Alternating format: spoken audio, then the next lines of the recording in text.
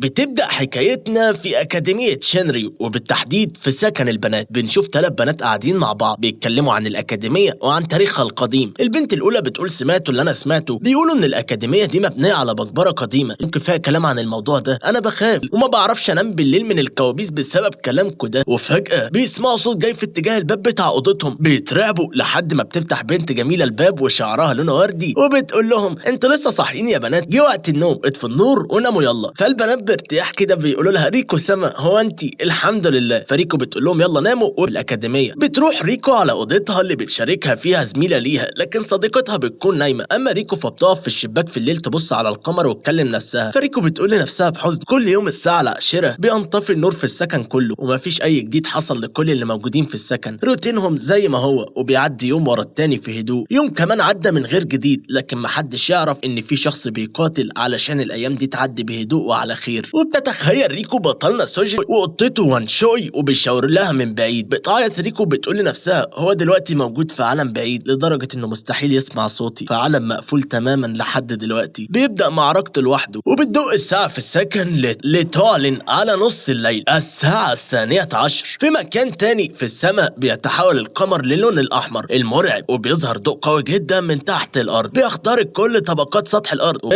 من سنة فاتت بالتحديد في فصل الصيف على حمام سباحة أكاديمية شينريو بنشوف سوجين قاعد يلعب لعبة فيديو على الكمبيوتر. بيجي 3 ولاد متنمرين وبيقفلوا الكمبيوتر وهو بيلعب. سوجين بحزن بيقول لهم ليه كده؟ طيب واحد من ال3 بيقول له انت جايب الكمبيوتر هنا وبتلعب عليه على البسين. واحد تاني بيقول له احنا بقالنا ساعة بنكلمك وانت ما بتردش علينا، بنسألك شفت بنت شعرها وردي ولا لا؟ سوجين بيقول لهم لا ما شفتش واحدة بالشكل ده. فواحد تالت بيقول مش هو ده الطالب الفقير اللي بيفضل يشتغل طول اليوم اللي كل الناس بيتكلموا عنه؟ صح، طالما انت حارس هنا فاكيد لازم تكون سريع الملاحظة اكتر من كده. سوجين بيقول له بصراحة انا ما بعرفش اسبح فعشان كده انا بنضف حمام السباحة بس. وبيشوف شاب بيقول له اخيرا فقت يا صاحبي. فسوجين بيقول له ايه ده رانشو انت هنا؟ فسوجين بيمسك المساحة وبينضف المية اللي على الشط وبيقول له يعني انت اللي انقذت حياتي؟ فرانشو بيقول له يا ريت يا صاحبي بس انا لسه جاي، اللي انقذتك هي ريكو. فسوجين بيستغرب وبيقول لها ريكو؟ فرانشو بيقول له ايوه هي البنت الوحيدة ليوكي، نائب رئيس شركة التكنولوجيا وصانع الالعاب الشهير والعبقري واللي عايزين يخطبوها كتير. العرسان بيقفوا لها طوابير وفي عيد ميلادها جالها 40 علبة هدايا وهي اذكى بنت في الاكاديمية كلها. بس الثانية واحدة هو انت فعلا ما تعرفهاش؟ سوجين بيقول له لا ما اعرفهاش. وبيفتكر سوجين لحظة ما نزلت ريكو تحت المية وانقذته فعلا وبيتأكد من كلام صاحبه، لكنه بيتجاهل اللي حصل وبيكمل تنظيف حمام السباحة. وبنرجع للحظة الحالية اللي بيكشو يقف في وش الزومبي علشان يحمي العالم منهم ومن شرهم. سوجين بيقول لنفسه والاهم من كل ده هو انه يحميكي انت. وبيفتكر سوجين ريكو. بنرجع للماضي بنشوف ريكو اللي بتكون لسه طفلة صغيرة واقعة على الارض وبتفتح عينيها بتلاقي طفل صغير قدامها وبيكون هو سوجين لكنه طفل. سوجين بيقول لها انت كويس؟ في صيف السنة اللي فاتت في أكاديمية شينريو في الليل بيقعد سوجين قدام الكمبيوتر تحت المبنى لانه بيكون حارس الأكاديمية وبيفتح لعبته وهو مستمتع وبيلعب لعبته المفضلة وبيقدر يعلي مستواه. وده بسبب انه كل يوم بالليل بيلعب اللعبة دي لحد ما بيلاقي ان في عمود قدام سكن البنات نوره اتطفى. فبما انه هو حد يكون متشعلق في العمود بيقف الاتنين يبصوا لبعض بصدمة لحد ما بتيجي صاحبة ريكو اللي معاه في السكن وبتحدف سوجين بطبق في وشه لانها بتكون فكرت ان هو طالع على العمود علشان يبص عليهم. بيقع سوجين على الارض متخرشم، اما ريكو فما بتكونش فاهمه ايه اللي بيحصل. بيعدي الليل والتاني يوم الصبح في مبنى المدرسه بيقعد سوجين ينظف ازاز المبنى وبيتكلم مع نفسه عن اللي حصل معاه ليله امبارح. وفجاه بيشوف سوجين ريكو وصاحبتها قاعدين في الاستراحه بيتكلموا وبيلعبوا على اللابتوب. هي صديقه ريكو بتقول لها ايه اللعبه دي للدرجه دي انت بتحبيها؟ فريكو بتقول لها ايوه دي اللعبه اللي صنعها بابا. هي بتقول لها يعني انت بتلعبيها علشان بتحبي باباكي؟ ريكو بتقول لها ايوه وكمان لان البنت اللي في اللعبه بابا عاملها شبهي قوي. اوقات كتيره بحس ان اللعبه دي حقيقيه. بيفضل سوجين يتصنت عليهم وبيعرف ان اللعبه اللي هم بيتكلموا عنها دي هي نفس اللعبه اللي هو بيلعبها كل يوم بالليل. بيشوف صاحبه رانشو وهو بيتصنت على البنات. فرانشو بيقول له قفشتك يا صاحبي. فسوجين بيتوتر وبيقول له رانشو. فرانشو بيقول له اكيد مفيش مشكله انك تقع في الحب، لكن لازم تعرف ان البنت اللي انت بتبص عليها دي نجمه في السماء والشباب الاكاديميه كلهم بيتمنوا نظره منها. فسوجين بيقول له لا يا ابني انت فهمتني غلط، لكن رانشو بيمشي اصلا قبل ما يفهموا ريكو عن اللي حصل. فسوجين بيقول لنفسه الغبي ده فهم ايه؟ في الليل في سكن الشباب بيقعد سوجين قدام الكمبيوتر يلعب لعبته شراء احتياجات الاكاديميه، وده بسبب انه طالب فقير ما عندوش اهل يصرفوا عليه ولازم يصرف هو على نفسه، وانهم من عالمين مختلفين ومن طبقات اجتماعيه مختلفه. بيتمنى سوجين ان اللعبه دي تفضل شبه انتهي. بيزعل سوجين جدا. تاني يوم الساعه 7 الصبح بيمشي سوجين في الاكاديميه وهو دايخ ومش موزون لانه ما قدرش ينام طول الليل بسبب زعله وحزنه بعد ما عرف ان اللعبه هتنتهي. اما في بيت ريكو بيدي ري بنت ريكو علبة، فريكو بتقول له باستغراب ايه دي يا بابا؟ فري بيقول لها عايزك تحتفظ بدي ولو حصل اي حاجة فاتبع التعليمات اللي فيها. فريكو بتقول له بخوف لو حصل حاجة يعني ايه؟ ما تقلقنيش عليك يا بابا. فري بيقول لها مفيش داعي تقلقي، وطبعا انت عرفت ان توزيع اللعبة انتهى ودلوقتي اللعبة الجديدة قربت تبدأ، واللعبة دي هتكون هي اللعبة اللي هتغير العالم فعلا. فريكو بتقول له بحزن بس يا بابا. فري بيقول لها في اللعبة دي انت حبيتي شريكك فيها. بيحمر وش ريكو من الخجل والغضب وبتقول له بابا انت كنت بتراقبني في اللعبة. فري بيضحك وبيقول لها لا انا كنت بس قلقان على بنتك الجميلة وخايف. بيضحك وبيقول لها حقك عليا انا اسف. اما سوجن فبيمشي في الاكاديمية وهو مليء الحزن فاقد الشغف لدرجة ان كل زمايله بيلاحظوا عليه انه غير عادي لانه كان دايما نشيط وحيوي. بيجي صديقه المقرب رانشو وبيقول له في ايه يا سوجن؟ سوجن بحزن وبيقول له العالم هينتهي. بيضحك رانشو وبيقول له سوجن حتى لو كانت اللعبة هتخلص ومش هتقدر تشوفها وتتكلم معاها بس المفروض انك تتقرب منها في الحياة الواقعية. سوجن بيقول له بحزن هي ما تعرفنيش غير جوه اللعبة، احنا الاتنين عايشين في عالمين مختلفين تماما. وبيمشي سوجن وهو مليان حزن بيتمنى له اصدقائه الخير والسعادة. في الليل في سكن البنات بتقعد ريكو قدام اللابتوب بتاعها لكن صاحبتها بتحذرها ان قعدتها قدام الجهاز ده كل يوم بالليل هتأثر على عينيها وعلى نضارة بشرتها وانها لازم تنام بدري. بتسمع ريكو كلامها وبتقول لها تنام وهي كمان شوية وهتنام. وبتفضل ريكو جوه اللعبة مستنية صديقها سوجن يظهر علشان يلعب معاها. وفعلا بعد شوية وقت بيفتح سوجن الكمبيوتر وبيدخل اللعبة. في اللعبة ريكو بتقول له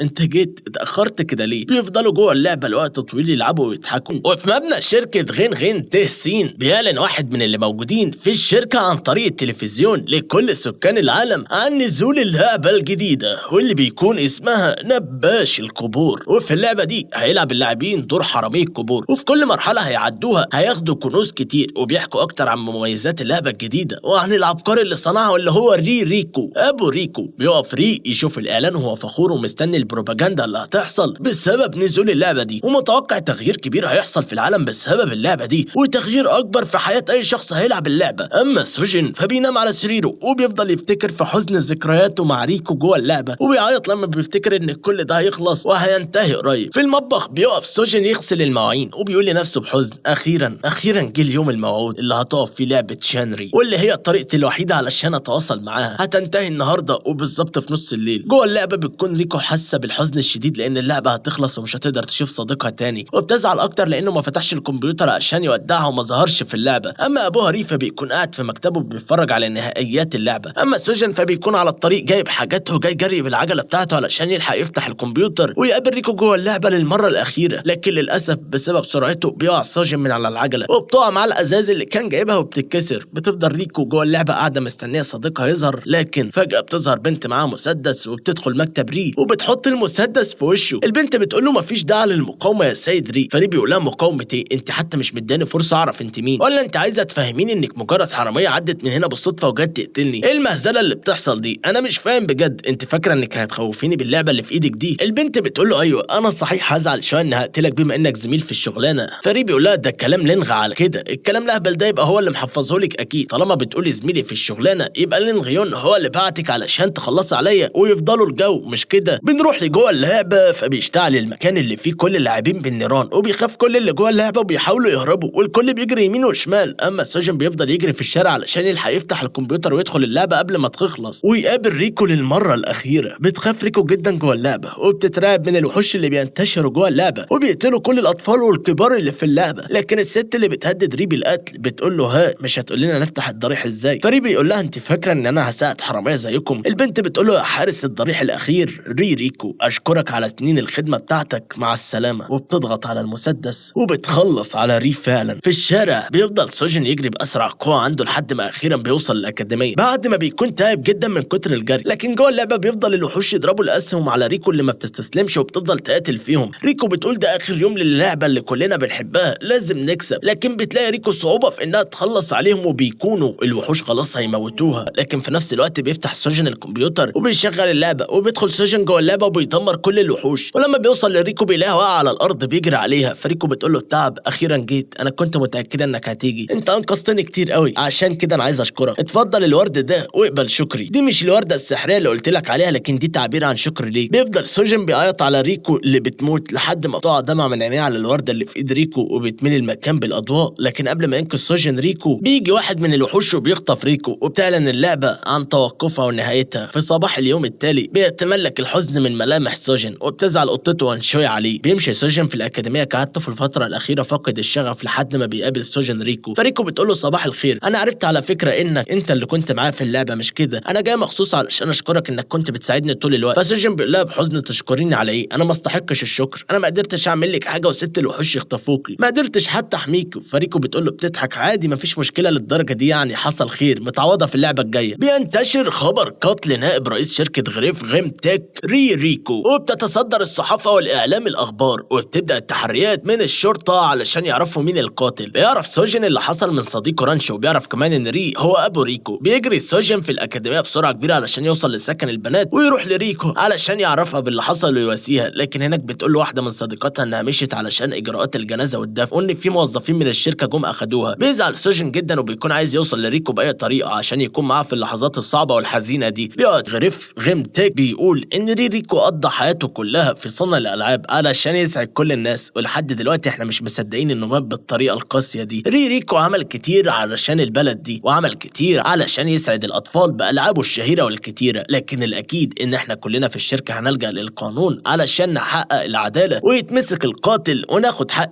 واللي عملها لازم ياخد جزاءه، وكمان هنعمل كل اللي نقدر عليه علشان تشتغل لعبته الاخيره اللي حققته العابه اللي فاتت. وعلى التلفزيون بيكون محطوط صوره فبيفضل سوجن بيقول لنفسه انا عارف الراجل ده. تاني يوم بيروح سوجن لريكو في بيتها فاني طلبتك تيجي، انا عارفه انك اكيد مش فاضي ومشغول في شغلك مش كده؟ سوجن بيقول لها لا ابدا مفيش مشكله، البقاء لله، انا جيت علشان اعزيكي لكن عرفت انك كنت ماشيه علشان اجراءات الجنازه والدفنه وكده. فريكو بتقول له نعمه بالله. فريكو بتقول له ايوه ليك، افتحها وشوف ايه جواها، جهاز شبه التليفون التاتش. فسوجن باستغراب بيقول ايه ده؟ فريكو بتقول له ده سيباي، متهيألي ان بابا صنعه مخصوص اللعبه الجديده. فسوجن ان بدا تسلسل تعريف المستخدم. سوجن بيقول باستغراب انا مش فاهم ليه ابوكي قالك تديهولي. فريكو بتقول له انا مش عارفه بس في حاجه كده هقولها لك بس مش عارفه هي ليها علاقه بالموضوع ده ولا لا. فسوجن بيقول لها باستغراب هي ايه؟ فريكو بتقول له الحقيقه ان انا سوجن مش البنت الحقيقيه لبابا. بيتصدم سوجن وبيقول لها ايه معقول؟ طب ازاي؟ فريكو بتقول له انا مش فاكره حاجه، لكن انا الظاهر ان هو تبناني لما كنت صغيره عشان كده انا ما اعرفش حاجه عن ابويا، انا اسفه اني بقول لك معلومه غريبه زي دي. فسوجن بيقول لها بصدمه لا غريبه دي، نروح 10 مليار اكيد في حاجه غلط. فجاه بيخرج صوت من الجهاز بيتخض سوجن وبيرمي الجهاز على الارض. الصوت بيقول له سوجن انا مش فاكرني. فسوجن بيصطدم في البنت اللي قتلت بتقول للرئيس ريكو قاعدين واقفين تحت وماسكينها وبيهددوها انها هتدفع الديون اللي على ابوها والا تروح معاها ومكرهان على ما حد يدفع الديون دي. بيجري سوجن علشان ينقذها. فسوجن بيقول في انت وهو واحد من كويس. بيتضايق سوجن جدا من معامله الراجلين دول لريكو، بينزل جري وبيتخانق معاهم وكمان بيهجم عليهم، لكن للاسف واحد من الراجلين هم عايزين وفعلا بيسيبوه، لكن سوجن بيوقفهم وبيقول لهم انا هستخدم الفلوس الكتيره اللي معاه في اللعبه ويقدر يسدد، لكن مفيش ليها اي لازمه بره اللعبه، انا عايز انقذ ريكو من الناس دي بس مش عارف اعمل ايه. بيرمي سوجن الجهاز بعيد في غضب وبيقعد يفكر في حزن هيعمل ايه وهيتصرف ازاي. لحقت سوجن على الارض وبينهار من العياط. اما ريكو في العربيه الراجلين بتتفاجئ لما بتشوف سوجن جاي وراها بالعجله، بيوعدها انه هينقذها مهما كلفه الموضوع. بتفتح اكتر وبيقع سوجن من على العجله. بتمشي العربيه اللي فيها ريكو بعيد عنه. بتقعد ريكو في العربيه حزينه وخايفه على سوجن اللي هيكون حصل له حاجه. بيحاول الراجلين انهم يستفزوها ويستخفوا بصديقها سوجن، لكن ريكو بتتجاهلهم وما بتردش عليهم وبيفضل بالها مشغوله على سوجن وبتخاف عليه ليكون حصل له حاجه. فبيعمل ايه ريكو؟ وداها فين؟ اعمل ايه واتصرف ازاي؟ فجاه بتظهر في اوضه ريكو بنت شعرها اخضر وجميله. فسوجن بيترعب وبيقول لها ايه ده انت مين؟ البنت بتقول له اسمي توين ستار. سوجن بيقول لها بخوف وبتعملي ايه هنا؟ فتوين بتقول له انا جيت لانك استدعيتني يا زعيم سوجن ريكو جوه لعبه نباش القبور في المرحله ال 34. فجاه بيلاقي سوجن نفسه جوه اللعبه بيفضل يكح بسبب العفره وبيلاقي فنوت وبتختفي توين من المكان وبتسيب سوجن يواجه الكائن الضخم ده لوحده. فالوحش بيقول له بصوت عالي مش هسيبك يا ولد. فسوجن بيحط ايده على ودنه وبيقول له انت بتزعق ليه يا عم انت؟ انا سامعك كويس. فالوحش بيقول له واضح انك قوي جدا، تمام انا دلوقتي هختبرك واشوف اذا كنت مؤهل انك تكون حارس الضريح ولا لا. اتصدى لكل دخيل معايا واحمي المرحله دي منهم. بيتجاهلوا سوجن وبيمشوا ويسيبوا. فالوحش بيقول له انت يا ولد انا لسه ما خلصتش كلام معاك، اسمعني للاخر. فسوجن بيقول له ما عنديش وقت ليك، سيبني في اللي انا فيه. الوحش بيقول له الظاهر انك مش عايز تنقذ ريكو. بيقف سوجن مكانه وبيبص له جامد وبيتصدم من اللي سمعه. فالوحش بيقول له لو ما نجحتش في الاختبار ده فمش هتقدر تنقذ ريكو يا سوجن. فسوجن بيقول له انت تعرف الموضوع ده منين؟ ولو انت عارف ممكن تقول لي ريكو فين بالظبط؟ بيكون موجود جوه اللعبه دي دخلاء كتير عايزين يقتحموا الضريح وبيفضلوا يضربوا نار على سوجن والوحش. دخيله واحد بتقول له انت مش عارف تنشن صح. فالدخيل اتنين بيقول لها ايه معقول؟ فدخيله واحد بتقول له ركز يا ليو وهتصيبهم المره الجايه. فليو بيقول لها حاضر هحاول مره تانية وبيضرب ليو الطلقه التانية. وفي الجانب التاني من اللعبه سوجن بخوف بيقول ايه اللي بيحصل ده؟ انا مش فاهم حاجه. الوحش بيقول له دول الدخلاء اللي بيهاجموا الضريح، لازم تحمي الضريح منهم. فسوجن بيستغرب وبيقول له بيهاجموا الضريح. فالوحش بيقول له لازم تهزمهم معايا، هو ده اختبارك. فسوجن بيقول له التحدي ماشي يلا بينا انا موافق. طالما هقدر انقذ ريكو. فالوحش بيقول له استعد، وفعلا بيستدعي الوحش بنت اسمها سوشيتيا. فشوسيتيا بتقول له انت الزعيم الصغير سوجن. فسوجن بيقول لها بصدمه ايوه انا السوجن. فشوسيتيا بتقول له بفرح انا كنت مستنياك من زمان. بتبص له شوسيتيا في عينه جامد، وبسبب كده بترجع له كل ذكريات طفولته، وده لان سوشيتيا عندها قوى سحريه متعلقه بعالم الذكريات. وفعلا بيفتكر سوجن جده لما لبسه الشال الاحمر بتاعه وهو صغير، واللي هو لسه لابسه لحد دلوقتي. سوشيتيا بتقول انا وانت نجحنا في كسر ختم ذكرياتك، ودلوقتي هتقدر تفتكر كل طفولتك. فسوجن بيستغرب وبيقول لها ختم يعني ايه؟ انا مش فاهم حاجه. بس ايوه فعلا الشال ده معايا من زمان، يعني جدي اللي كان مديهولي. وبسبب كسر ختم الذكريات بيقدر سوجن انه يفتكر ذكريات طفولته مع جده. فالوحش بيضحك وبيقول له دلوقتي افتكرت كل ذكرياتك. فسوجن بيقول للوحش انت مين بالظبط؟ وفجاه بيفتح الوحش راسه وبيخرج منها شخص بيتضح ان هو جده ريكو. بيشرب العصير وبيقول له اهلا بحفيدي الغالي، من زمان ما شفتكش ومبسوط قوي اني شفتك، عامل ايه يا حبيبي؟ بيتصدم سوجن من اللي بيشوفه وبيكون مش مصدق عينيه. فسوجن بيقول له جدي اللي انا شايفه ده حقيقي، بس ازاي؟ مش انت دلوقتي ميت؟ اما ريكو فبتكون نايمه بتحلم انها بتغرق، وفجاه بتفتح عينيها بتلاقي نفسها في زنزانه مقفول عليها. وفجاه بتسمع صوت حد معاها في الزنزانه بيقول الظاهر انك اخيرا صحيتي. فريكو بتقول لها انت مين؟ البنت بتديها لبس وبتقول لها غيري هدومك بسرعه علشان تخرجي من هنا. اما الدخلاء فبيفضلوا يطلقوا النيران على حراس الضريح اللي هم سوجن والوحش وشوسيتيا. سوجن بيصطدم وبيقول له هو انت جدي فعلا؟ انا مش مصدق عينيا. فري بيقول له سوجن انا فاهم ومقدر الصدمه اللي انت فيها، في وقت من الاوقات انا كنت مصمم الالعاب العبقري الشهير، واحيانا بكون نائب رئيس شركه التكنولوجيا غود غريف تك ريكو، ومرات كنت الاب اللي ربى ريكو الجميله بنت الغاليه، لكن حقيقتي هي ان انا جدك ريكو. بيشتعل المكان بالنيران بسبب طلقات النار اللي بيضربها الدخل عليهم. فبيجري سوجن وجده شوسيتيا بسرعه عشان يحموا نفسهم من النار اللي بتلحقهم. الجد بيجري وبيقول له علشان اكون صريح معاك دي هي البيانات اللي خزنتها لما سجلت دخول قبل ما اموت، وبمجرد ما البيانات دي تخلص انا هختفي، يلا قول لي يا جدي تاني يا سوجن. سوجن بيجري وبيقول له بغضب هو ده وقت هزارك يا جدي. اما الدخلاء اللي بيطلقوا النيران فبيزيد حماسهم لانهم اخيرا هيقدروا يوصلوا للضريح ويفتحوه وياخدوا الكنز. بتاخدهم شوسيتيا للمكان اللي هيستخبوا فيه واللي بيكون عباره عن اوضه مليانه اجهزه. فسوجن بيستغرب وبيقول ايه المكان ده؟ فالجد بيقول له دي كاميرا قياده الحارس ومصممه مخصوص للمستوى المخفي ده. وبيشتعل المكان اكتر بالنيران وبيخرج تمثال ضخم من تحت الارض بيقف في وش الدخلاء، والتمثال ده بيكون هو اداه التحكم اللي بيقدر كل اللي في الاوضه يهاجموا بيه العدو باطلاق النيران عليه. بيظهر تمثال ضخم من تحت الارض واللي بتكون اوضه التحكم اللي موجود فيها سوجن وجده وسوشيتيا. بيهاجم الدخلاء التمثال الضخم باطلاق النيران عليه. بيترعب سوجن من اللي بيشوفه وبتحصل فوضى كبيره في اوضه التحكم بسبب هجوم العدو. الجد بيقول له حراس الضريح ومهاجمين الضريح في معركه بقالهم 1000 سنه وقوه كل فريق منهم كانت مرعبه. فسوجن بيقول له بخوف وهو بيحاول يصد هجوم العدو طب احنا هنتصرف ازاي؟ انا بجد ما بقتش قادر اكمل. شوسيتيا بتقول له الفوضى كل شويه بتزيد اكتر، انا حاسه اني خلاص خلصت كل طاقتي. بتظهر توين وبتكون مرعوبه من اللي بيحصل، وده بعد ما بتكون خافت نفسها فتره طويله. وبتستمر المعركه بين هجوم الدخلاء ودفاع حراس الضريح سوجن وسوشيتيا. سوشيتيا بتقول له يا زعيم هنعمل ايه؟ فسوجن بيقول لها خلينا نستخدم المدفع الكبير ونهاجمهم بيه، ده اخر حل قدامنا. فالجد بيقول له لازم تقدروا تقفوا في وش المهاجمين الضريح، احنا لازم نحمي الضريح ده ونحمي القوى اللي موجوده جواه ونحمي العالم كله، هو ده واجبنا كحراس الضريح. وبيشجع سوجن سوشيتيا انها تستخدم المدفع الكبير وتنشن على الدخلاء، وبيقول لها ما تخافيش يا شوسيتيا ونشن عليهم كويس، لازم تنشني صح. فشوسيتيا بتقول له حاضر يا زعيم. الجد بيقول مع مرور الزمن بدا يقل عدد حراس الضريح، وبتصوب شوسيتيا على الهدف وفعلا بيتحدف ليو والدخلاء اللي معاه لبعيد بسبب قوه المدفع، لكنهم برضه ما بيستسلموش. وبتوعدهم الدخيله ينو انها هترد لهم الصاعين وانها مش هتستسلم غير لما تخلص عليهم وتحقق هدفها. اما المهاجم ليو فبيفضل قاعد بيرتعش ومرعوب من اللي حصل لهم. يانو بتقول له في ايه يا ابني مالك؟ ليو بيقول لها بغضب انا لازم اخلص عليهم وارد لهم اللي عملوه ده. فيانو بتقول له ما تقلقش انا هخليهم يدفعوا الثمن غالي قوي. وفعلا بيرد الدخلاء الهجوم على حراس الضريح، وبتفضل سوشيتيا وسوجن يحاولوا يتصدوا للهجوم لحد ما بتصاب سوشيتيا بالتنويم المغناطيسي بسبب الضغط النفسي اللي تعرضت له لفتره طويله. بيحاول سوجن انه يفوقها وبيطلب المساعده من توين، لكن الدخلاء ما بيسكتوش على كده، دول بيقعدوا يدمروا التمثال الدرع اللي بيتحامى فيه سوجن واللي معاه، وبسبب كده بيقع كل اللي داخل الاوضه التحكم. سوجن بيقول بخوف جدي انت كويس؟ فالجد بيقول له بتعب ما فيش حاجه يا حبيبي، كل الموضوع ان بياناتي بدات تختفي، ما تزعلش يا ابني واسمعني كويس، كل اللي بطلبه منك انك تحمي الضريح كويس وبكده هتقدر تنقذ ريكو وانت هتكون اخر حراس الضريح بتاعنا، لازم يا سوجن تحمي الضريح. وبعد ما بيقول الجد الكلمات دي بيختفي جسمه من الوجود، وبيموت الجد وصانع الالعاب الشهير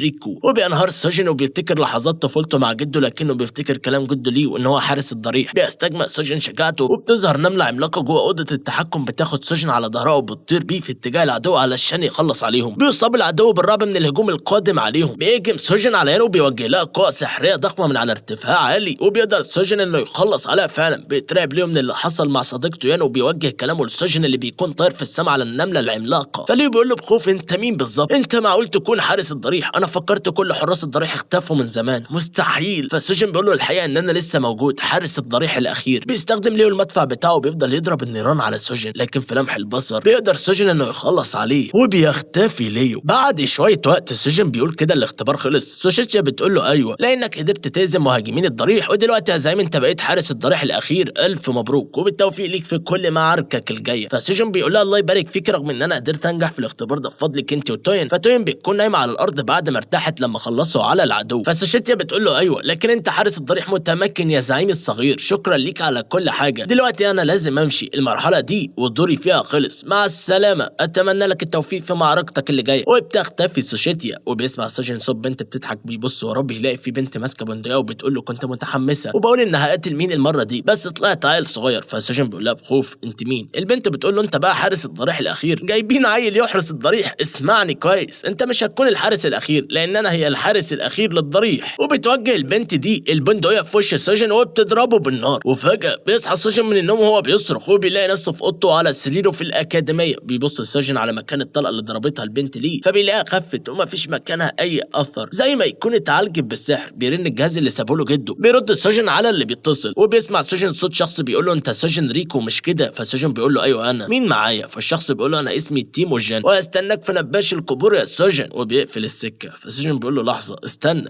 انت مين؟ بيرن التليفون مره تانية وبتكون مكالمه فيديو. بيفتح سوجن المكالمه وبيشوف ريكو اللي بتكون نايمه، وبتخلص المكالمه على كده، مجرد بس انه شاف صوره ريكو، وبكده اطمن سوجن ان ريكو لسه عايشه. بتبدا لعبه نباش القبور في العالم كله، وبيدخل ليها ناس كتير وبيلعبوا عليها، وبتزيد ارباحهم جوه اللعبه، وبيزيد حماس الاطفال بالتحديد تجاه اللعبه دي. جوه اللعبه بنشوف ليو الفريق بتاعه مكون من سام ويانو وروفا، واللي بيعترضوا طريق اي حد معدي، وبيوقعوا في فخهم وبيسرقوا منهم كل فلوسهم علشان تزيد ارباحهم جوه اللعبه. سام بيراقب الطريق، فليو بيقول ها في فريسه جت ولا لسه؟ فيانو بتقول له الظاهر كده ان مفيش حد هيعدي من الطريق ده. فروفا بتقول له انت مش قلت يا سام ان الطريق ده بيعدي منه ناس كتير، ولا انت بتبعد علينا وبتشتغلنا؟ فسام بيقول لها دي كده ودلوقتي الفريسه هتيجي لحد عندنا برجليها، بس الصبر يا جماعه. فيانو بتغضب وبتقول له يا ريت ادينا مستنيين، احنا بقالنا كتير صابرين يا اخي سام، يا رب حد يجي بقى عشان انا خلقي بدا يضيق. فسام بيقول لها لازم تصبروا علشان توصلوا للفلوس، لان في العالم ده الفلوس هي القوه، وطول ما معانا فلوس في كل الناس المهمه في منظمه بريشس هيعترفوا بوجودنا وهيعملوا لنا قيمه وهيحترمونا كمان، عشان كده لازم نحلم لحد ما نوصل لهدفنا ده. وبيدق جرس الانظار وبيعلن عن وصول الفريسه الاولى. فليو بيقول يا سام يا اخويا تعالى بسرعه، في ناس جم هناك اهم بص كده. فسام بيقول له يلا بينا. في مكتبه الاكاديميه سوجن بيفتح كتاب جده، واللي هيقدر يعرف منه طريقه الدخول للعبه نباش القبور وكل تفاصيل اللعبه وتاريخها واصلها وفصلها، اللي بيقول المفروض ان الاعضاء الجدد في نباش القبور يعملوا تسجيل دخول الاول، وكمان ينجحوا في اختبار الدخول، وكل اللاعبين اللي هيدخلوا اللعبه بشكل رسمي. فرانش صديقه بيقاطعه وبيقول له الظاهر انك مش قادر تفهم كويس يا سوجن، انت بتقرا عن نباش القبور مش كده؟ فسوجن بيقول له ايوه، بتسال ليه؟ فرانش بيقول له حلو، انت محظوظ على فكره. فسوجن بيقول له باستغراب انا محظوظ ليه بقى ان شاء الله؟ فبيقدم له رانشو بنت صديقته وبتكون واقفه معاهم في المكتبه. بيقول له شايف البنت دي رينا، دي مهووسه العاب وشاركت في النسخه التجريبيه المقبوله ونجحت فيها كمان يا سيدي. فسوجن بيقول لها اهلا وسهلا يا رينا، اتشرفت بمعرفتك. جوه اللعبه بنشوف الضحايا ماشيين وبيحاولوا يدوروا على طريقه يزودوا بيها فلوسهم، لحد ما بيظهر في وشهم يانو وروفا اللي بتخدعهم بجمالها وبتطلب منهم انهم يساعدوها. فيانو بتقول احنا لقينا كنوز كتير في مكان قريب من هنا، لكن في وحوش كتيره ومخيفه في نفس المكان، وانا خايفه جدا لاحسن يهاجموني. وفعلا بيوافق الشابين والبنت اللي معاهم انهم يساعدوهم، وبتاخدهم يانو وروفا للفخ اللي هتوقعهم فيه علشان ياخدوا كل فلوسهم. اما سوجن بيفضل قاعد يدور ويبحث عن معلومات كتيره عن لعبه نباش القبور. سوجن بيقول دلوقتي حاكم نباش القبور هو شخص اسمه دارك تايجر، واللي هو رئيس منظمه اسمها بريشس، ومنظمه بريشس عندها ثروه كبيره قوي وهي اللي بتتحكم في اللعبه، والمنظمه دي بتزيد قوتها اكتر واكتر بسرقه الفلوس وادوات باقي لاعبين اللعبه دي. لكن في الفتره الاخيره ظهرت قوه تتقاتل معاها. بتدخل عليه صديقته رينا وبتقول له انت كده بتورط نفسك في حاجه خطيره جدا، لان الطواطم دي قوه جديده ظهرت في الفتره الاخيره بتقتل منظمه بريشس، وتيموجين ده هو القائد بتاعهم وراجل شرير جدا ومستعد يعمل اي حاجه علشان يوصل لهدفه، معروف عنه انه راجل مرعب اللي بيدمر اي حاجه. فسوجن بيقول لها بخوف بيدمر كل حاجه. فبيفتح سوجن الصوره اللي بعتت له لريكو وهي نايمه، وبيخاف جدا لا احسن يكون الشخص اللي اسمه تيموجين ده قتل ريكو. وبيفضل سوجن يصرخ ويعيط بسبب قله حيلته وانه مش قادر يعمل حاجه لحبيبته وينقذها من اللي هي فيه. وبنشوف ريكو قاعده في اوضه بيخبط على الباب شخص وبيدخل وبيتضح ان هو تيموجين زعيم منظمه الطواطم. تيموجين بيقول لها انت كويسه، حاسه انك مرتاحه، اعتبر نفسك في بيتك، ولو احتجت اي حاجه فتاكد متاكد انها هتجيلك لحد عندك. فريكو بتقول له بغضب تمام انا محتاجه حاجه فعلا. فتيموجين بيقول لها اكيد تحت امرك. فريكو بتقول له انا عايز امشي من هنا وفي اسرع وقت. فتيموجين بيقول لها للاسف دي حاجه مش متاحه دلوقتي، والاكيد انك بعد شويه وقت هتحب المكان هنا ومش هتبقى عايزه تمشي من هنا خالص. فبتزق ريكو بعيد عنها وبتحاول تهرب، لكنه بيمسكها وبيقول لها طبعك قاسي شويه يا ريكو، على العموم تمام خليكي على راحتها في المساعده الشخصيه لتيموجين. تبص على ريكو على اهتمام تيموجين بيها لكن ما بتقدرش تتكلم، لكن بتكون متضايقه جدا. وبيمشي تيموجين وبتلاحظ ريكو ان التيشيرت اللي لابسه تيموجين مكتوب عليه حديد تيموجين، لكن بتتجاهل الموضوع. بتفضل ريكو تعيط في اوضتها لانها بتكون مش عارفه ايه اللي بيحصل لها وايه نهايه كل ده، وامتى هيجي بطل سوجين وينقذها زي ما كان بينقذها جوه اللعبه. جوه اللعبه بتستدرج يانو وروفا الشابين والبنت اللي معاهم للفخ، وهناك بيستغرب الضحايا ان مفيش اي وحوش في المكان. فواحد من الضحايا بيقول مفيش حاجه، المكان فاضي، فين الوحوش اللي قلت عليها؟ يانو بتقول له لا دول كانوا هنا من شويه وهاجمونا بس احنا هربنا منهم بسرعه وجينا لكم علشان تساعدونا. فروفا بتقول له فعلا وكمان سرقوا مننا 3 مليون. الضحايا بيصدموا وبيقولوا لها ايه 3 مليون؟ انتوا معاكم 3 مليون؟ لكن بيكون ده فخ ليهم وبيظهر ليه سام وبيوقعهم جوه المصيده. بيتراقب الضحايا وبيفضلوا يصرخوا وبيستنجدوا وبيعرفوا ان البنات دول خدعوهم علشان يوقعوهم في الفخ بتاعهم، وبيظهر سام وليو وبيهجموا عليهم. فسام بيقول بحماس اخيرا وقعتوا في فخنا، انا الراجل اللي بيعيش ويموت علشان الفلوس. بيقولوا عليا ريزو الذهبي وكمان بيسموني الديب البري. صاحبة ريكو بتقول بحزن لحد دلوقتي مش قادرين نوصل لها ومحدش يعرف مكانها، يا ترى هي فين دلوقتي؟ يا رب ترجع لنا بالسلامه. فسوجين بيبص على الرسمه في حزن وبيقول لها ما تقلقيش اوعدك ان هلاقيها مهما حصل. جوه لعبه نباش القبور بيقعد كل المهاجمين في المطعم يتسلوا ويلعبوا ومبسوطين وبيحتفلوا انهم قدروا ينبشوا ويسرقوا كل الدهب اللي موجود مع الضحايا وبيزيد مستواهم جوه اللعبه. فسام بيفرح وهو بيشرب وبيقول برافو علينا يا جماعه، احنا تعبنا كتير ونستاهل كل الدهب ده، احنا نباشين الدهب نستاهل فعلا عقبال السرقه الجايه. فليو بيقول بس يا اخويا احنا لولا الاغبياء اللي قابلناهم دول ما كناش نقدر نكسب الدهب ده كله. فسام بيقول له احسن حاجه احنا دايما نهاجم المبتدئين في اللعبه دي اللي معاهم فلوس كتير وبكده بنقدر نخلص عليهم من غير ما نتعب نفسنا. فيانو الشريره بتقول له خد بالك وما تقولش الكلام ده قدام اي حد يا سام. فسام بيستغرب وبيقول لها ليه؟ فيانو بتقول له بغضب ولا حاجه انت شكلك غبي وهتتعبني على مفاهيمك. فسام بيقول لها مين ده اللي غبي؟ ده انا اهلي دايما بيقولوا عليا اذكى واحد في العيله بس مين يقدر بقى؟ فيانو بتقول له ماشي يا زكي شوف لنا ضحيه جديده بقى. وفي المطعم اللي هم فيه بيشوفوا شخص قاعد مهموم وزعلان. روفا بتقول الراجل ده ماله فيه ايه؟ فليو بيقول انا هطوع واروح اساله عن مشكلته. اما تيموجين زعيم منظمه طواطم بيكون هو نفس الشخص اللي خاطف ريكو علشان كده طلب يقابل سوجين. بتروح له الشغاله وبتدي له جهاز تليفون وبتقول له انا اسفه على التاخير. تيموجين بيقول الجهاز اكتمل كده. فالشغاله بتقول له ايوه اخيرا. فتيموجين بيقول لها برافو يا ريتري اتفضلي انت. بتختفي ريتري وبنشوف المساعده الشخصيه لتيموجين بتساله بغضب انت صنعت الجهاز ده مخصوص علشان الست اياها؟ وهي تقصد ريكو. واحد من اللي معاهم بيقول لها وطي صوتك يا شيرو واتكلمي بادب وما تنسيش نفسك. فشيرو بتقول لتيموجين طالما ريكو صانع الالعاب مات يبقى البنت دي ملهاش اي لازمه، فليه كل ده؟ انا مش فاهمه. فتيموجين بيقول في حاجات كتير يا شيرو انت ما تعرفهاش وما تعرفيش قيمه البنت دي ايه دي، ومع الوقت الامور هتوضح قدامك. فشيرو بتقول له بحزن بس يا تيموجين انا مش هقدر اشوف اللي بيحصل ده واسكت، انا مهما كان انسانه. جوه اللعبه فريق نباش القبور بصدمه بيقول اتقتلوا. فليو بيقول له ايوه ده الراجل اللي قاله لي، انا زيكم مش مستوعب اللي قاله. فسام بيقول لحظه بس لكن الجيرانات كانوا. فيانو بيقول كانوا العمود الفقري لمنظمه بيرشيس. فسام بيقول له ايوه يعني الراجل ده كان القائد بتاعهم. فليو بيقول له ايوه تقريبا، الراجل قال لي ان في ست قويه جدا ظهرت فجاه وسرقت منهم كل حاجه، ما سابتش لهم اي حاجه وخدت كل اللي حالتهم. فسام بيصطدم بيقول واحده ست طب ازاي؟ فيانو بتقول بحزن سرقت الفريق الاساسي. فليو بيقول لها ايوه ده اللي الراجل قاله. فسام بيقول لا مستحيل، انا متاكد انه كان مجرد خناقه جوه الفريق ده مستحيل يكون حصل، وبعدين ازاي الراجل بالشكل ده هيكون القائد بتاعهم؟ القائد لازم يكون شخص وسيم ومهندم زي كده. ايوه زي ما بقول لكم. في اليوم الثاني جوه اللعبه بيقدر سام انه يعترض طريق 3 اشخاص ويهددهم باخذ ممتلكاتهم ده بعد ما بيوقعهم في فخ المصيده بتاعته، وبيهددهم ياخد كل اللي معاهم والا هيقتلهم ويخلص عليهم. فسام بيقول لهم صباح الخير في يوم جديد مليان نهبه وسرقه، كل المطلوب منكم انكم تسيبوا كل حاجتكم لاننا كده هناخد كل اللي حيلكم سواء برضاكم او غصب عنكم. المخطوفين بيقولوا بخوف ارجوك ساعدنا وخرجنا من هنا واحنا هندفع لك اللي انت عايزه، ارجوك خلينا نعيش. فسام بيضحك وبيقول لهم اسمحوا لي كده انصحكم نصيحه صغيره يا حلوين، في لعبه نباش القبور الفلوس هي اهم حاجه، لو فلوسك خلصت في اللعبه فحسابك بيموت وبتخرج من اللعبه غصب عنك. فليو بيقول برافو عليك يا سام. وفعلا في المصيده بياخد سام منهم كل حاجه وده بيزود فلوسه ومستواه جوه اللعبه، وبيكون هيعمل كده مع الاثنين التانيين اللي بيكونوا مرعوبين من الخوف. لكن فجاه قبل ما بيهاجم سام بيظهر شخص وبيضرب المصيده دي بالنار وبيتحرر الشخصين دول وبيطلعوا يجروا ويهربوا بسرعه. فسام بتقول له بغضب انت مين؟ فالشخص ده بيقول لها بالرغم من قله مهاراتك لكن انت عندك حاجه مختلفه خالص. وبتظهر نفس البنت اللي ضربت سوجين قبل كده بالبندقيه بتاعتها وقالت له ان هي حارس الضريح الاخير، وبيتضح ان دي نفس البنت اللي كان الراجل القائد بيتكلم عنها في المطعم. فسام بيقول بصدمه واحده ست وبيفتكر كلام الراجل اللي كان في المطعم وبيترعب سام، وبتوجه البنت دي واللي اسمها روبن بندقيتها على ليو لكن فريق ليو كله بيتصدى ليها. فانو بتقول اللي انت واقفه في وش ده والقائد بتاعنا، وبيحاوطها كل فريق ليو بيهددوها تنزل سلاحها والا هيخلصوا عليها. بترمي روبن سلاح على الارض، وبمجرد ما ترمي السلاح بتتحول الارض كلها للون الاحمر، وبتطير روبن وبتحاوطهم بمصيده زي اللي بيصطادوا بيها الفرايس بتاعتهم. بيتصدم ليهم فريقهم من اللي بيحصل. روبن بتقول لسام الوحيد اللي بره المصيده دلوقتي بقى سلمني كل البضاعه اللي معاك. فسام بيترعب وبيقول لها هنديكوا كل حاجه معانا وكل الادوات اللي بنستخدمها في نبش القبور، سيف الالكترون ورمح التجميد والعلامه الرباعيه، كلها ادوات نادره جدا. اظن كده تمام مش كده؟ سيبيني اعيش ارجوكي. وبيقول لها ايه اللي جاي هناك ده؟ بتلف روبن تشوف فيه ايه، لكن بيتضح ان سام كان بيخدعها وبيطعنها بالسيف في ظهرها. فسام بيقول لها بسخريه كنت بضحك عليك يا غبيه، انت فاكره نفسك اذكى من سام العبقري. لكن روبن ما بيحصلهاش حاجه، وبتقول لسام السيف اللي انت طعنتني بيه ده بيمتص قوه الشخص الماليه مش كده، لكن اللي انا اعرفه انه بيبدا ياخد من الشخص اللي معاه فلوس اقل. فسام بيقول ها انا معايا 50 مليون دولار، يعني اكيد اكتر منك بكتير. لكن بيتصدم سام لما بيلاقي ان الفلوس بتروح لروبن وان معدل فلوسه بيقل، ومعدل فلوس روبن بيزيد بشكل مذهل، وده لان روبن ثروتها تقدر بمليارات الدولارات. فسام بيصطدم وبيقول لها انت لاعبه بمليارات الدولارات، وبتختفي روبن. لكن قبل ما بتختفي بتفجر المكان. في الاكاديميه بيستعد السجن انه يدخل لعبه نباش القبور، لكن جوه اللعبه بيتحرر الفريق من المصيده وبيخرج ليه يدور على سام اللي بيكون اختفى هو كمان. بتشوف يعني روبن قاعده على التل، بتقول لها انت مين بالظبط يا ست انت؟ فروبن بتقول لها انا روبن، ست عايشه بس عشان تخلص على الدخله اللي زيكم اللي بيهاجموا الضريح. وبتمشي روبن وهي بتضحك. بيفضل ليه يحاول يفوق سام اللي بيكون فاقد الوعي، وبيختفي سام لانه فلوسه خلصت. بيحزن ليه الفريق جدا على صديقهم. من سنه بالظبط في مكان ما الجو بيمطر، بنشوف بنت وقاعد جنبها اخوها الصغير وقاعدين يتفرجوا على المطره. البنت بتقول يوم ورا يوم والمطر شغال زي ما هو مش كده. فالولد بيقول لها ايوه. فالبنت بتقول له قول لي يا تاكيشي انت كنت سرحان في ايه؟ تاكيشي بيبص على التليفون اللي في ايده واللي عليه لعبه، وبيقول لازم اكسب فلوس من اللعبه دي واسيب البلد دي وامشي. فالبنت بتقول له ناوي تروح على فين؟ فتاكيشي بيقول لها اروح لمكان مش موجود هنا. فالبنت بتقول له انا كمان عايز اروح معاك. فتاكيشي بيقول لها ما عنديش مشكله اخدك معايا يا ميكان. فميكان بتقول له شكرا يا تاكيشي. بتروح المساعده الشخصيه لتيموجين شيرو لاوضه ريكو وبتخرجها منها. فشيرو بتقول لها يلا تعالي معايا، وبتوديها شيرو لتيموجين. نائب الرئيس بيدي الجهاز اللي اتصنع مخصوص لريكو، وبيقول لها ريكو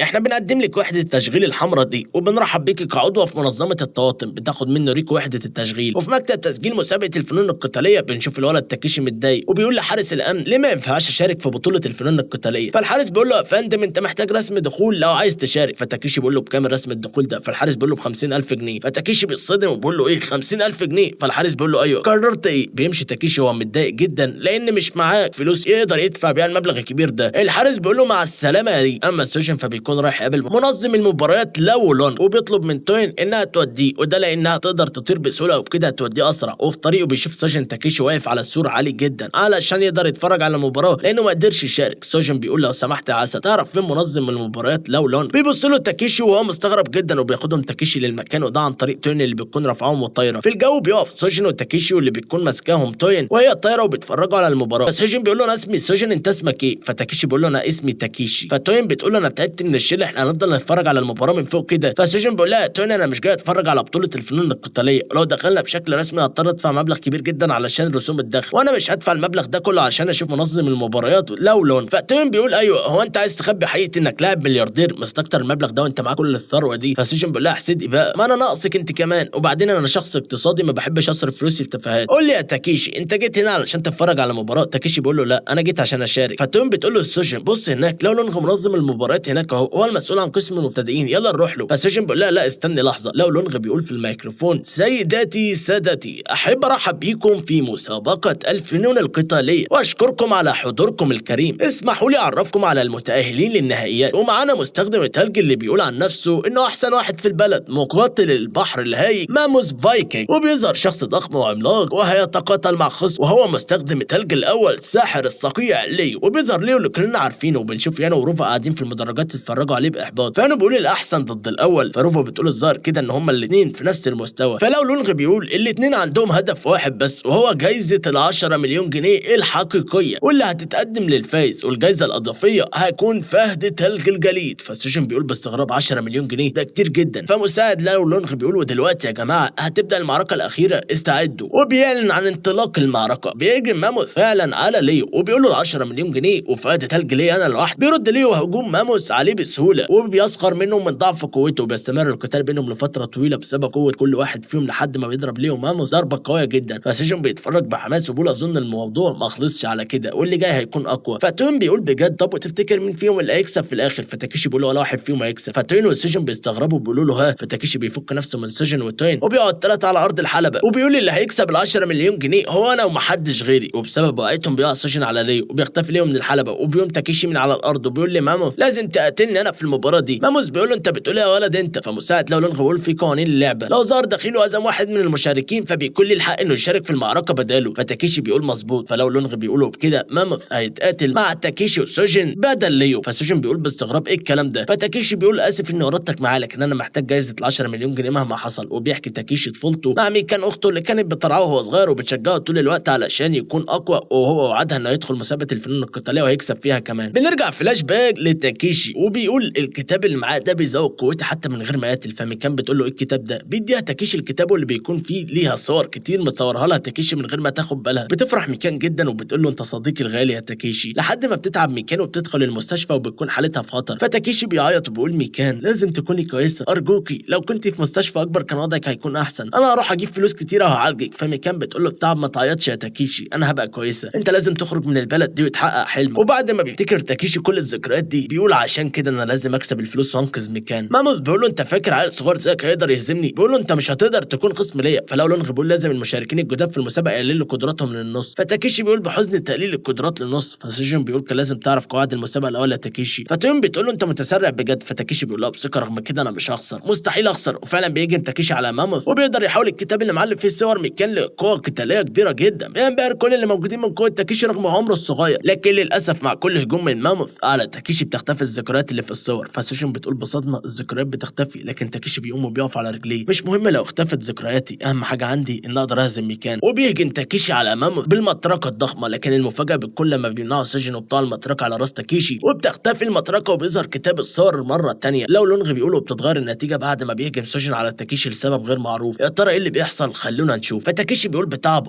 ايه اللي انت عملته ده يا سوجن؟ فسوجن بيمسك الكتاب وبيوريه له. فتاكيشي بيقول له بحزن اختفت كل الصور. فسوجن بيقول له انت فاكر ان اختك هتكون مبسوطه كده؟ انت بسببك اختفت كل الذكريات اللي عملتوها مع بعض، مش بس اختفت من حياتك انت، لا من حياتها هي كمان. بيعض تاكيشي وبيقول لكن مفيش طريقه علشان اختي ميكان تخف من مرضها، انا كمان مش عايز ذكرياتنا تختفي لكن انا مضطر، صدقني مضطر. بتعيط توين على عياط تاكيشي. فسوجن بيقول له امسك الكتاب. بياخده تاكيشي وبيقول له لكن. فسوجن بيقول له ما تقلقش دلوقتي جه دور انا. فلو لونغ بيقول له الظاهر ان فريق الدخلاء افترقوا وقرروا تغيير الاماكن، وده شيء مش متوقع، والشخص اللي اتبادل مع تاكيشي هو سوجن ري. والمفاجاه انه لسه ما خلصش مستوى المبتدئين حتى، يعني هو مبتدئ في القتال بنسبه 100%. وبيقول سيداتي سادتي خلونا نشوف ايه اللي هيحصل. ماموث بيقول بعد كل ده هتخلونا نتقاتل مع مبتدئ، انت شكلك عايز تموت. وبيهجم ماموث على سوجن بقوه، لكن سوجن بيقدر يتفادى كل ضرباته. فتاكيشي بيقول بحزن يا عيني عليك يا سوجن يا اخويا. فتوين بتقول مفيش فايده فيه ابدا، اللي ورطه في الموضوع ده منه لله اللي كان السبب، لكن للاسف بيستخدم تقنيه الجليد وبيجمد سوجن مكانه. وسوجن بيعاني جدا لانه ما بيقدرش يتحرك. وبيقرب ماموث من سوجن وبيكون هيضربه ضربه قويه جدا، لكن توين بتقدر تمنعه وتقف في وشه. لو لونغ بيقول مين كان يتخيل ان البنت اللي مع فريق الدخلاء هتشارك في البطوله، خلونا نشوف ايه اللي هيحصل. فسوجن بيقول شكرا انك انقذتني يا توين ستار. توين بتقول له ديونك ليا زادت يا اخ سوجن كتير. ماموث بيقول انا موافق اتقاتل معاكي، او على الاقل مش هتكوني بضعف الاثنين دول. فتوين بتقول له يا ترى هتفضل عند كلامك ده للاخر ولا هتندم؟ متهيألي انك هتندم لما تشوف شكلي الحقيقي. فماموث بيقول لها هتخلينا نشوف شكلك الحقيقي. واو. وبتتحول توين لارنبتين صغيرين وبيفضل ماموث يلعب بيها. بيتضايق تاكيشي جدا وبيهجم على ماموث. سوجن بيقول لها اهدي يا تاكيشي. سوجن بيقول له اهدى يا تاكيشي. فتاكيشي بيقول له المفروض الرجاله يحموا الستات يا اخويا وانا لسه ما استسلمتش. وبيتعرض تاكيشي لهجوم قوي جدا من ماموث، لكن تاكيشي ما بيستسلمش لانه بيكون عايز ينقذ حياه اخته ميكان باي طريقه. وبيفضل ماموث يضرب في تاكيشي، لكن بيفضل تاكيشي يحمي توين وبترجع توين مره ثانيه لشكلها الحقيقي. فتوين بتقول له شكرا يا تاكيشي انا كويسه دلوقتي، شكرا انك حميتني. بينبهر الكل من قدره توين على تغيير شكلها. فلو لونغ بيقول اكيد البنت دي هي وحش قبر بشري وهي قرينه من مستوى عالي. فماموث بيقول لتوين انت مش هتقدري تخدعيني بحيلك دي. المفاجاه بتكون لما بتتحول توين لوحش قبر من المستوى اس، واللي بتظهر فيه على شكل تنين ضخم عنده راسين. مساعد لو لونغ بيقول ده تنين مرعب جدا. بينبهر سوجن وتاكيشي وكل اللي موجودين من شكل توين وتحولها المذهل، وبتدمر توين ماموث في لمح البصر. وبيعلن لو لونغ عن فوز الفريق الدخيل سوجن وتوين وتاكيشي. وبعد شويه وقت تاكيشي بيقول له شكرا ليك يا سوجن يا اخويا مع السلامه. فسوجن بيقول له مع السلامه يا تاكيشي يا اخويا، سلم لي كتير على الاخت ميكان. فتاكيشي كمان بيشكر توين وبيقول لها مع السلامه. بيرن التليفون اللي مع سوجن وبتكون مكالمه فيديو من توين. فتوين بتقول له سوجن انت متاكد انك عايز تديله جايزه المسابقه وفهد التلج؟ فسوجن بيقول لها ايوه انا معايا مليار جنيه، فال10 مليون دول مش هيفرقوا في حاجه، بس انت شكلك تعبانه جدا ليه كده؟ فتوين بتقول له لانه بسبب القتال ده انا خسرت كتير جدا من طاقتي ومش هقدر اظهر تاني غير لما استجمع طاقتي مره تانيه. بس قبل ما امشي عايز اقول لك حاجه مهمه، ال10 مليون جنيه دول كانوا فلوس حقيقيه مش فلوس اللعبه زي المليار اللي معاك. وبتقفل توين المكالمه. بينهار سوجن وبيقول لها ايه فلوس حقيقيه، وبيودع سوجن لو لونغ والمساعد بتاعه بيختفي سوجن، فمساعد لو لونغ بيقول يا ترى مين الولد الصغير ده، فلو لونغ بيقول له مين عارف، بس المهم ان الولد ده عنده وحش قبر اسمه توين. فمساعد لو لونغ بيقول معقول يكون الجامعه، فلو لونغ بيقول له اسكت ما تقولش كده، لا احسن حد يسمعنا، وخصوصا الساحره روبن اللي قدرت تاخد كل حاجه، يا رب ما يحصلش حاجه وحشه. فقبل ما ننهي حكايتنا لا تنسوا الصلاه على الرسول صلى الله عليه وسلم، ولا تنسوا اللايك والكومنت على الفيديو عشان ده اللي بيشجعنا استمر، وانتظرونا في الجزء تاني من حكايه بطلنا سوجن ومغامراته في لعبه نبش القبور. فقبل ما ننهي حكايتنا لا تنسوا الصلاه على الرسول صلى الله عليه وسلم، ولا تنسوا اللايك والكومنت على الفيديو عشان ده اللي بيشجعنا استمر، ولو انت جديد في قناتنا اشتركوا وفعل زر الجرس عشان يصلك كل جديد. اشوف وشكم على خير.